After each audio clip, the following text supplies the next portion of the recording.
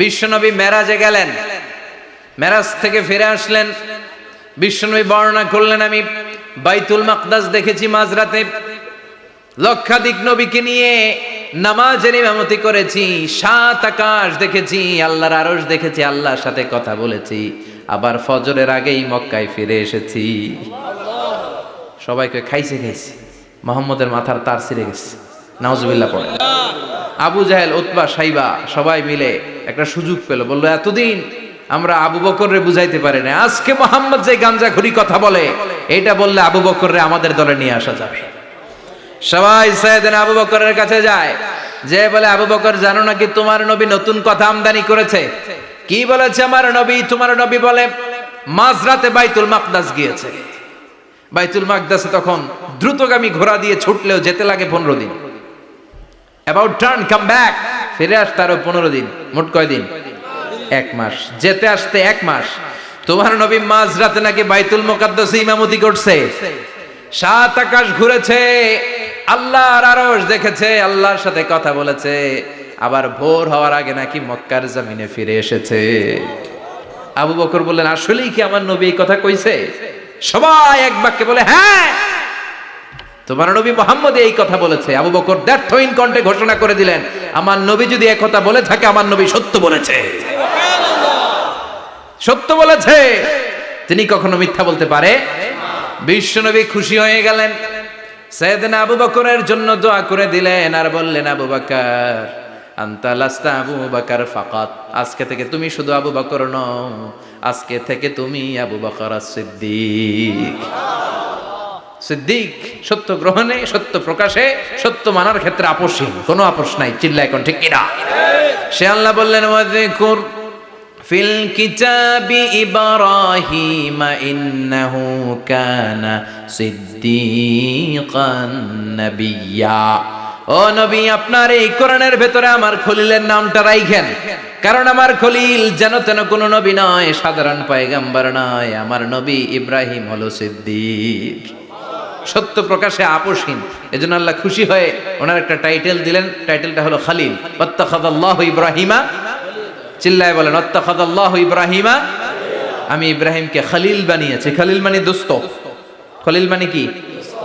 আল্লাহ দুনিয়ার একজনের দোস্ত ডাকে, কি মজার ব্যাপার, কেমন লাগে তার কাছে শুনতে? সুবহানাল্লাহ কইবেন না? ওনারে বানাইলেন খলিল, আর বিশ্বনবীরে বানাইলেন হাবিব। সুবহানাল্লাহ পড়েন। বাপ বেটা সব নিয়ে গেছে। সাইয়েদনা ইব্রাহিম হচ্ছেন বাবা, আর বিশ্বনবী ছেলে। বিশ্বনবীর অনেক উপরের পুরুষ হচ্ছে সাইয়েদনা ইব্রাহিম, তো এটা পরদাদা না, বাবা না? বিশ্বনবী বলতেন আনা দাওয়াতু আবি ইব্রাহিম, আমি নবীরে পেয়ে নাসানাসি করো, আমি তো ইব্রাহিম আলাইহিস সালামের দোয়ার ফসল। উনি যদি মক্কায় দাঁড়িয়ে দোয়া না করতেন, আমার বিশ্বনবীর জন্ম হতো না।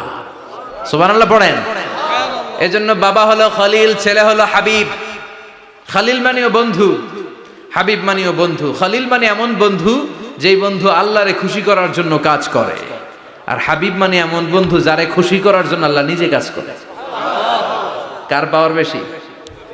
হাবিবের কয়েক ডিগ্রি বেশি। সুবহানাল্লাহ পড়েন। তার মানে বাপ বেটা, বাবা হলো খলিল, ছেলে হলো হাবিব। এই বাপ বেটার মধ্যে অনেক বিষয়ে মিল আছে না নাই? হাদিস কোরআনে খুঁজলে আপনি অনেকগুলো মিল পাবেন। আজকে 7টা মিলের কথা শোনাবো। সাইয়েদনা ইব্রাহিম আলাইহিস সালাম আর বিশ্বনবীর মাঝে 7টা মিল খুঁজে পাওয়া যায়। চিৎকার করে বলেন কয়টা? 7টা। শুনবেন? কষ্ট হচ্ছে? ঘুমে ধরছে? রাত তো অনেক হয়ে গেল, সর্বনাশ 11টা। হ্যাঁ শুনবেন? কতক্ষণ? সারা রাত। তাকবীর পড়া যাবে?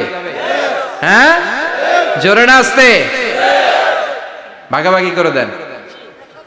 শুরুতে বিবাহিতরা দেন,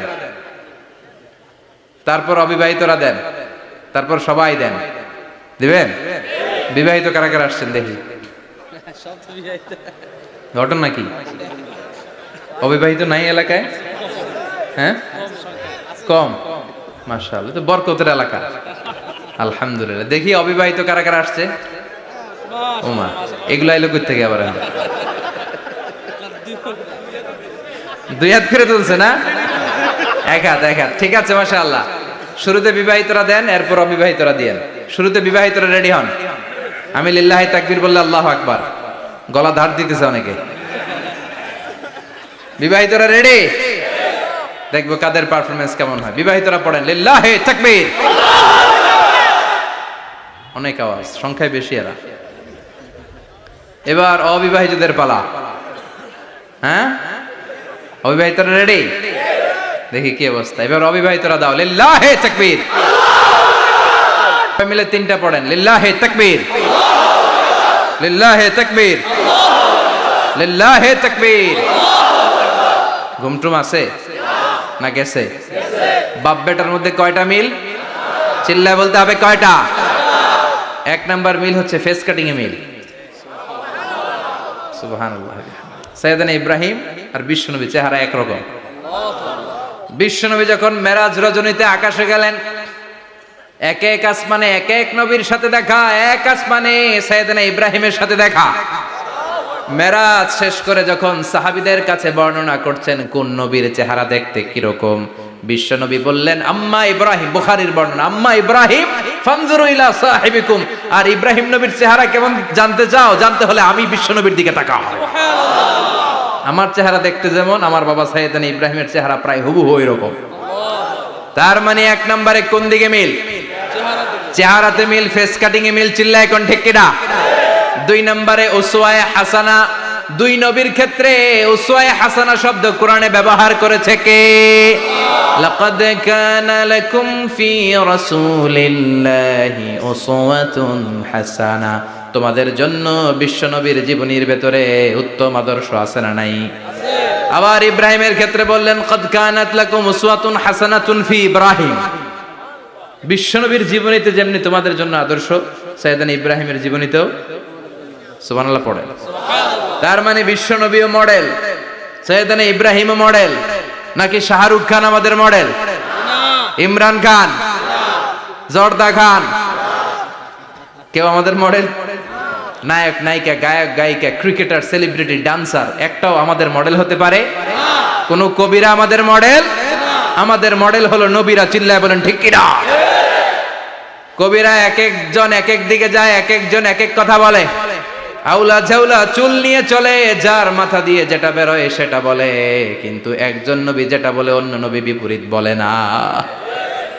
কারণ কবিরা কথা বলে তাদের মন মস্তিষ্ক প্রসূত কথা থেকে, আর সব নবীদের কথা আসে একটা হেডকোয়ার্টার থেকে। হেডকোয়ার্টারটা কার? কোন নবী বলছে আল্লাহ একজন, আরেক নবী বলছে না দুইজন হতে পারে। কোন নবী বলেছে আখিরাত আছে, আরেক নবী আইসা বলছে নাও থাকতে পারে। এরকম কইছে? কারণ কবিদের মতো ওনারা মাথায় যা আসে পাগলের মতো তাই বলে না। তাদের মাথায় কথা আসে একটা হেডকোয়ার্টার থেকে। চিল্লায় বলেন হেডকোয়ার্টারটা কার? আল্লাহ বললেন উসওয়ায়ে হাসানা, বিশ্বনবীও তোমাদের জন্য আদর্শ, সাইয়েদনা ইব্রাহিম আদর্শ। তার মানে আদর্শিক দিক থেকে দুই নবীর মিল আছে না নাই? তিন নাম্বার, দুইজন নবী উলুল আজমি মিনার রুসুল। এই পৃথিবীতে পাঁচজন নবীকে আল্লাহ শ্রেষ্ঠ নবী বলেছেন। নূহ আলাইহিস সালাম, ইব্রাহিম আলাইহিস সালাম, মূসা আলাইহিস সালাম, ঈসা আলাইহিস সালাম, বিশ্বনবী মুহাম্মদ রাসূলুল্লাহ সাল্লাল্লাহু আলাইহি ওয়াসাল্লাম। এই পাঁচজনের ভিতরে বাপ বেটা আছে না নাই? কথা কর। চার নাম্বার মিল হলো বাপ বেটা দুইজনই কাবা বানিয়েছে। আল্লাহু আকবার। সাইয়েদনা ইব্রাহিম বানিয়েছে বয়স্ক অবস্থায়, বিশ্বনবী বানিয়েছেন শৈশবকালে। পড়েন সুবহানাল্লাহ। বিশ্বনবীর বয়স মাত্র 10 বছর। কয় বছর? 10 বছর বয়স আমরা লুঙ্গিও পড়তাম না। কথা কন। ছোট বাচ্চারা অনেক সময় এই বয়সে লুঙ্গি খুলে ফেলায় না? গরমকাল আসলে লুঙ্গিগুলা সব খালের সামনে থুইয়া ডুবায়, চোখগুলা লাল করে এরপরে বাইরে আছে না নাই?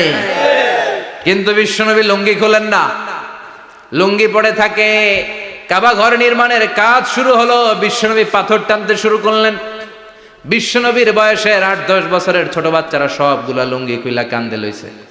সব বাচ্চারা লুঙ্গি খুলে কাঁধে নিয়েছে, আর ওই কাঁধের লুঙ্গির উপরে পাথর নিয়েছে যাতে ব্যথা না পায়। বুদ্ধি আছে। লুঙ্গি খুলে কাঁধে রেখেছে, কাঁধের উপরে পাথর রেখেছে। কিন্তু বিশ্বনবী, সবাই পাথর টানে একটা, বিশ্বনবী টানে দুইটা, কিন্তু বিশ্বনবী লুঙ্গি খোলে না। কি নবী ছিলেন, কি লাজুক ছিলেন। এখন আমাদের মধ্যে লাজুকতা নাই।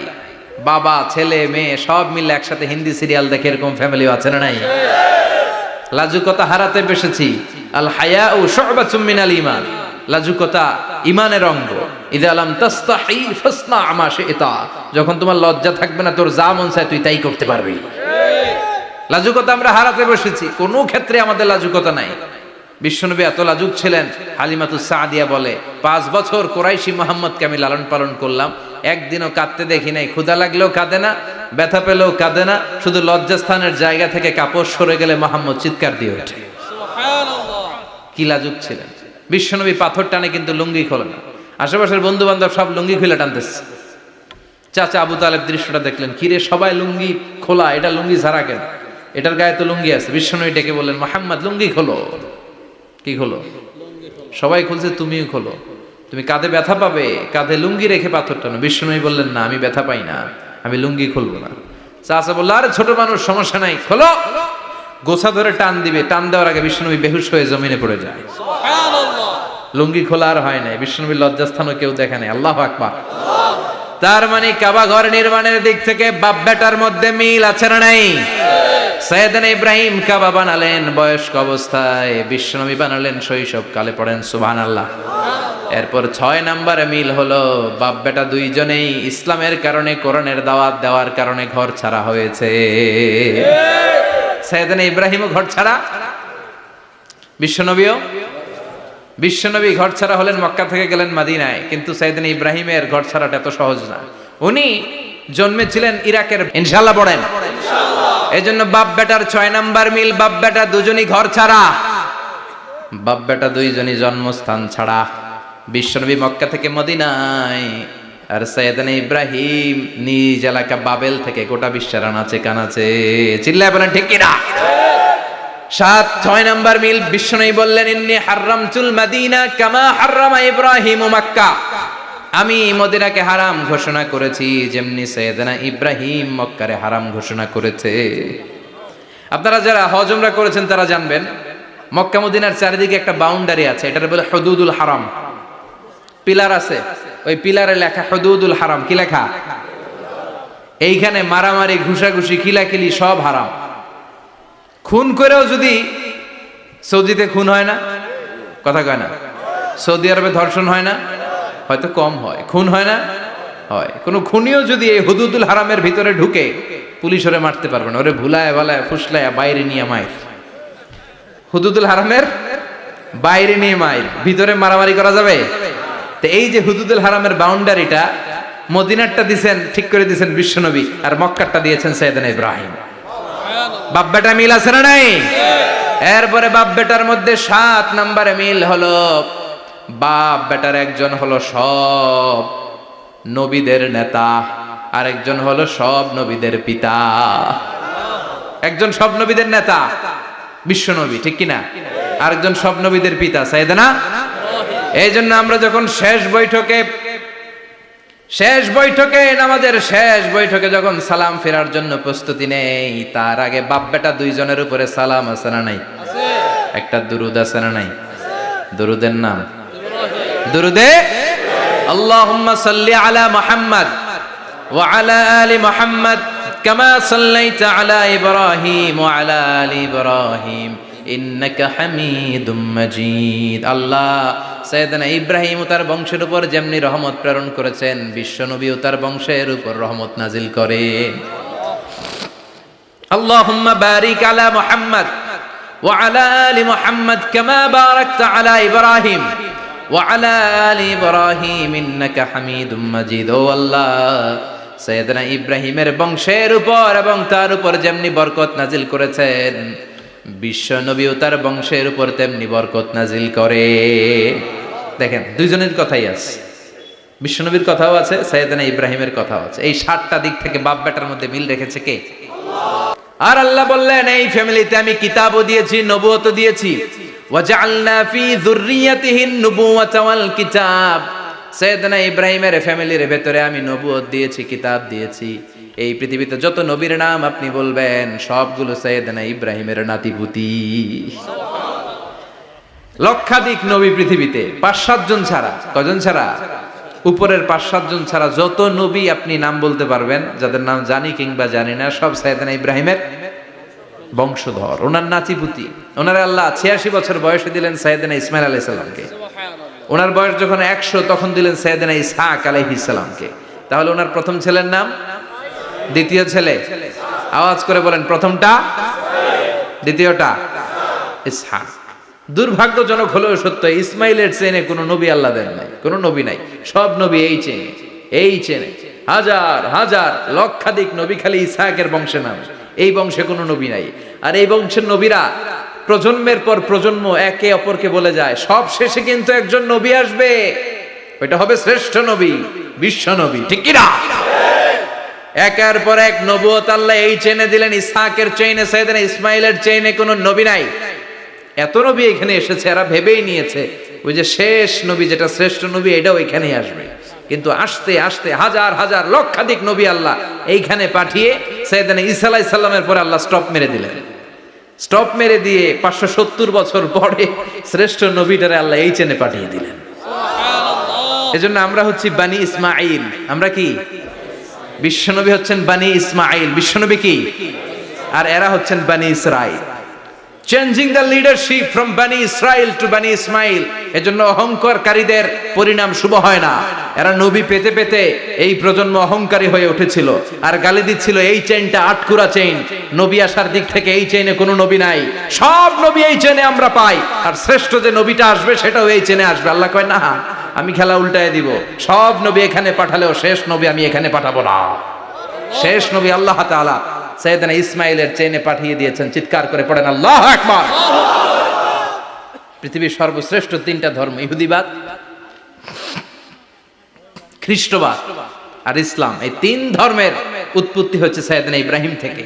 এজন্য এই তিনটা ধর্মকে একসাথে বলে অ্যাব্রাহামেটিক ফেইথ, কম্পারেটিভ রিলিজিয়ন। তুলনামূলক ধর্মতত্ত্ব নিয়ে যাদের পড়াশোনা আছে তারা জানবেন এই তিনটা ধর্মই আল্লাহর দেয়া। কিন্তু ইহুদিবাদ আর খ্রিস্টবাদ আল্লাহর দেয়া শরীয়তের উপর চলতে পারে নাই, শুধু চলতে পেরেছে ইসলাম। চিল্লা এখন ঠিক কিনা?